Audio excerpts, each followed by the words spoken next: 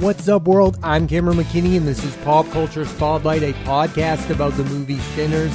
Here's a quick synopsis. Two twins, Elijah Smoke and Elias Stackmore, return to Mississippi to create a juke joint, and on opening night are visited by mysterious strangers. The film stars Micheal B. Jordan, Miles Caton, Haley Steinfeld, Jack O'Connell, Wunmi Masaku, Jamie Lawson, Omar Miller, Delroy Lindow, Lee Jun Lee, Yao, and Lola Kirk. Standout performances. Last week on this podcast, I talked about Rami Malek, who is viewed as a good actor, but lacks star power in a lot of people's minds. Micheal B. Jordan has the opposite issue. He is viewed as a movie star, but his weight as an actor is often put into question, and I find that to be ridiculous. His performance in Black Panther as Killmonger is one of the best villain performances of all time. It's super big in the best way possible. Another opinion of him I don't care for is that he needs writer-director Ryan Coogler to do good work. It's inarguable. He's done his best work with Coogler. Fruitvale Station, Creed, Black Panther, now Sinners, but he's been good without the writer-director. In Chronicle, the first movie I ever saw him in, I realized then I was watching a movie star. And then there's Just Mercy, a movie where he's being subtle, but it's effective, and Creed 3, where he took the reins as director. I don't see people knocking Robert De Niro for doing his best work with Martin Scorsese, and I'm using an extreme example there. Micheal B. Jordan is no Robert De Niro, but he's a way better actor than what he's given credited for being. Sinners sees him play not one but two roles, twins Smoke and Stack, and he made these two feel like separate characters, which yes is the goal, but doesn't always happen when an actor plays dual roles. Micheal B. Jordan here is playing characters as interesting as he is. When I watch him in movies, the ones I don't like are the ones that are asking him to carry the entire movie. Sinners is a movie that is worthy of this star actor. I do feel like this is the movie, though, where the question of is Micheal B. Jordan a good actor or not should completely go away after seeing this. This is a guy more than capable of acting in any kind of movie. Micheal B. Jordan's next project is a remake of the Thomas Crown Affair, which he will be both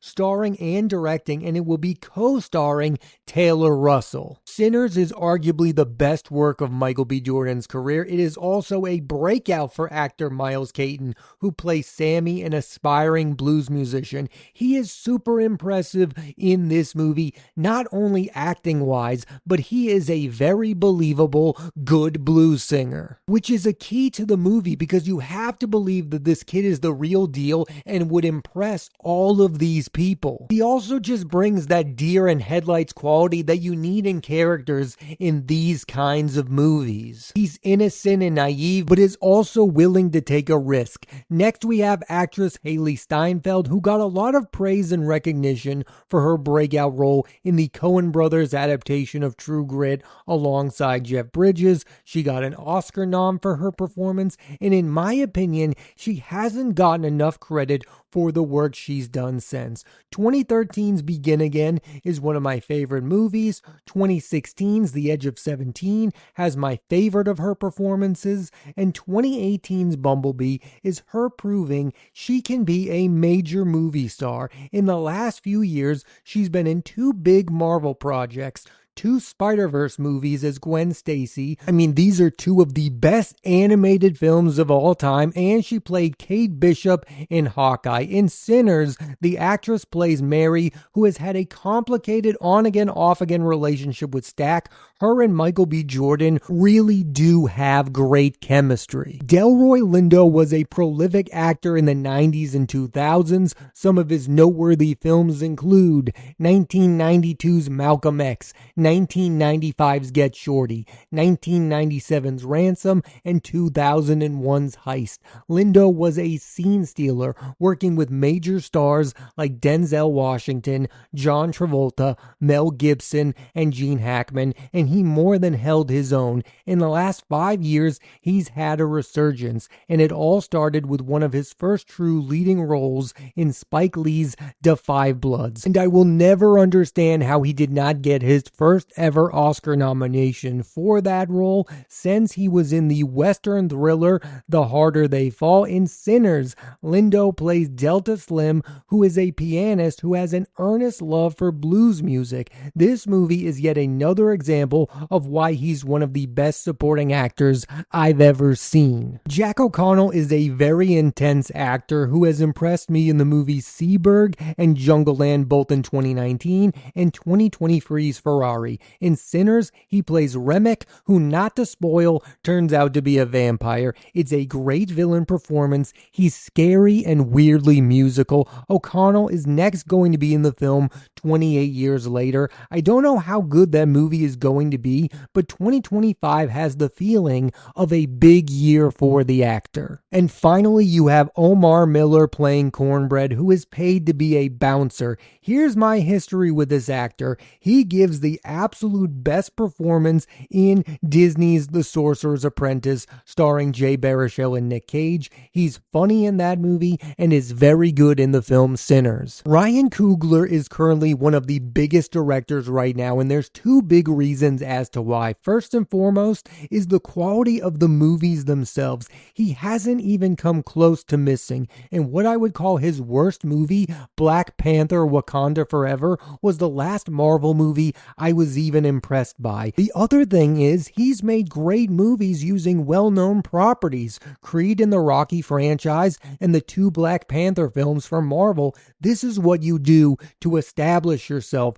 Christopher Nolan, for example, made 3 Batman movies, and it made him a big name director, and now he can make any movie he wants, and it attracts audiences. And Coogler with Sinners is entering that realm. With the movie Sinners, there just wasn't hype because this is a vampire movie. No, all the talk was about how it's a vampire movie from Ryan Coogler. So all those people wondering why he was making big studio movies all those years now have their answer. When people talk about the state of movies, they say that movie stars can no longer sell movies like they did in the 90s. Like in the 90s, the name Brad Pitt meant something. You saw the name Brad Pitt, it made you want to go see those movies. And now people think the thing that sells movies is big event movies. And that's true. But I think what sells movies as events is the filmmaker themselves. People want to see the next movie from Christopher Nolan.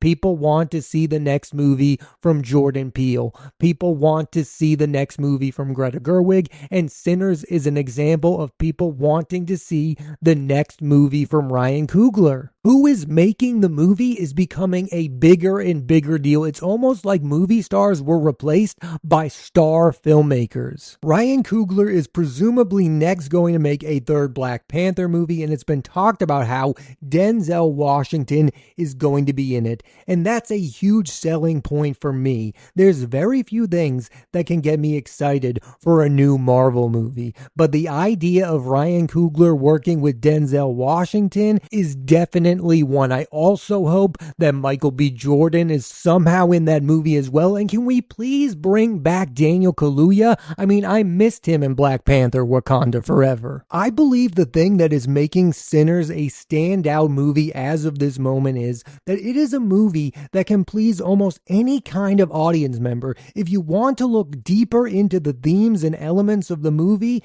you can do that. What it's saying about the history of blues music, you can go all in on that. And then on the other hand, if you just want to enjoy the movie as a vampire horror film, you can do that as well. It's a mix of a mainstream movie and a prestigious one. One of the most talked about scenes, and my favorite scene of the movie, is near the end. There is a violent sequence that is reminiscent to Quentin Tarantino, and I mean that as the highest of compliments. The other scene that is brilliant is a mid-credit scene, and what makes this fascinating fascinating to me is the fact that it's coming from Ryan Coogler, who has made 2 movies with Marvel. It's interesting that he's taken that idea of the mid and post-credit scene and applied it to his own work. In a way, it's like the best example of giving the people what they want. Box office. So far in 2 weeks, Sinners has made over $168 million.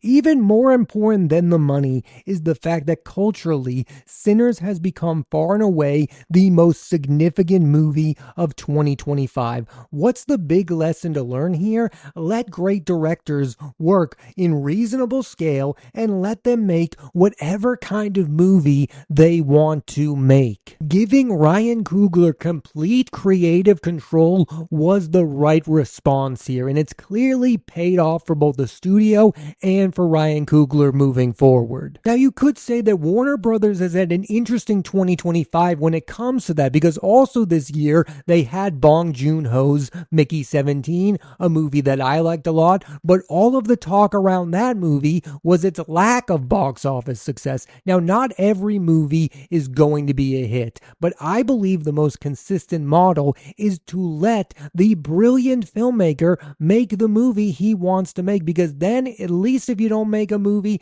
that's going to make a boatload of money, you're going to make a memorable film, and people are going to give you credit for that. It's worth noting that Warner Brothers come September also has the most expensive film from writer-director Paul Thomas Anderson coming, One Battle After Another, starring Leonardo DiCaprio, that reportedly cost over $140 million. So that is going to be another case study. I am rooting for that movie hard, because if that movie is successful, great directors and writers like Paul Thomas Anderson are going to get more control on the movies they make for the big studios. And that is what you should want if you are a fan of movies. You're going to get more movies like Sinners. I mean, this year you are also seeing which directors attract audiences. I mean, not everyone is obsessed with movies. Clearly, people who are not obsessed with movies knew of the work of Ryan Coogler and went out and saw the movie Sinners. That's a big deal.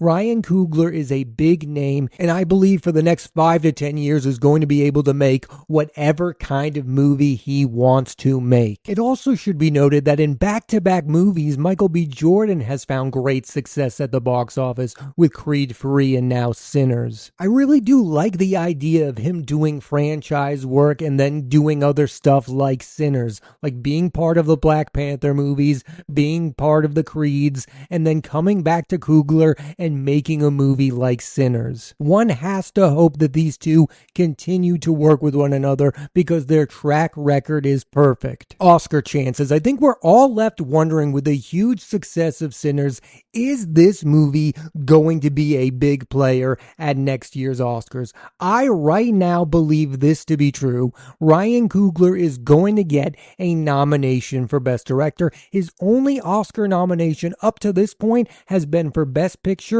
for Judas and the Black Messiah. I think we are all in agreement he is one of the best writer-directors working today. I think that nomination is a lock. I could not feel better about it. I also feel secure in saying that there will not be 5 other directors this year that do a better job than what Ryan Coogler did in Sinners. I also believe a Best Screenplay nomination is possible for the film as well. Also, in my perfect world, Micheal B. Jordan would be getting an Oscar nomination for his dual performance. Now, that's a little trickier. I mean, I'm still surprised he wasn't nominated for his work in Black Panther. And not to harp on this, but I really do get annoyed by people that say that that performance is too over the top. I mean, I love Heath Ledger as the Joker in Dark Knight, but let's not call that subtle, because it wasn't. He was playing the bad guy in a Marvel movie. He was trying to entertain, and he's the absolute best performance in that movie. And as I'm talking right now, yeah, I do believe that Sinners is going to get nominated for Best Picture, but it's easy to say that now because we're comparing it to the other films that have come out so far in 2025, and there have been really good films. Mickey 17, but I don't think that's an Oscar player. Black Bag, that's one of the best movies of the year, but I don't know if that will stay around come Oscar time. But I do do believe in the longevity of the film Sinners because of all of the positive reception towards it. I don't know what the final gross of the movie is going to be, but it's going to be viewed as a great box office success by all measurements. And ultimately, it's going to come down to the quality of the film itself. There's not going to be 10 movies that come out in 2025 that you are going to look at me with a straight face and say, these are better than the film Sinners. I find that to be impossible at this point. So yes, you can say that I want Sinners to get a Best Picture nomination, but I also believe that it's going to happen. It has to happen. Up until this point, I haven't really talked all that much about the horror element of the film because it feels like a film that shouldn't be defined by one genre, but being a horror film has really helped this movie, and I think it once again shows that horror films are a dominant genre right now. I mean, people just want to see any kind of horror movie, and when one comes out like this that is a huge success, it's going to get people to go and see the movie. Oh, there's a vampire movie starring Micheal B. Jordan. Oh, I've got to see that film. When I first heard that this movie was happening, I was pumped because it had Ryan Coogler and Micheal B. Jordan's involvement, but I had no idea what to expect, but it was way better than I ever could have imagined. This is something that I've talked about on this podcast a lot. There's a point with every great director where they become bigger than any one single genre, and filmmakers I'm talking about that currently work are the Christopher Nolans, the Denis Villeneuves. I believe Ari Aster is on that list, where even though you go Beau is Afraid is clearly a dark comedy, it's impossible to define what that movie actually is. I felt that same way with Damien Chazelle and Babylon. It's impossible to describe the movie. You just need to experience it. And that's what Ryan Coogler accomplished with Sinners. Even though I'm doing a podcast on it, I'm admitting to you it's impossible to talk about. Talking about it does not do the movie justice. My point is, and I believe you'll feel the exact same way after you watch the movie Sinners, that Ryan Coogler is now the biggest selling point of any movie he makes moving forward, even if they are starring the likes of Micheal B. Jordan or Denzel Washington. The biggest reason you're going to want to put your eyeballs on it is that it is written and directed by Ryan Coogler. And as I talked about earlier, I believe in 2025 it's even more important to have big name directors than it is to have big name actors, because the directors are the ones who make the movie. They're the ones with the visions, and they're the ones who make these movies feel like big events. This movie Sinners is not a big event if it were written and directed by anyone other than Ryan Coogler. He really does feel like the biggest winner of 2025 in movies so far. I mean, yeah, he was a big name. We all knew him. He made the Creed films. He made the Black Panther movies. I already thought he was one of the best filmmakers, but I walked away even more impressed with him after watching Sinners. And I'm super excited to see what he does next. I'm also super excited for what's next for Micheal B. Jordan, and I really do hope that this is a turning point, that we don't have to have those silly conversations of, is this guy a good actor? He clearly is one. He just needs to be in more movies worthy of his star power. What makes a great movie is one that is both entertaining and thought-provoking, and you will be left thinking about this movie for a long time after seeing it. I'll end the podcast on this note. It's always a good thing when the most talked about movie of the moment is also a great movie. It's such a good feeling to almost all be in universal agreement that we are watching something special. Because let's face it, there's a lot of movies nowadays that make a lot of money, that gain a lot of attention, that are not that great to talk about. You watch them and you go, yeah, that was okay. I have some opinions. I'll talk about it with you, but let's not go too deep into it. I mean, Sinners is the kind of movie you are going to want to be talking about for hours at a time and thinking about. And once more, the lesson should be, if you believe in the director,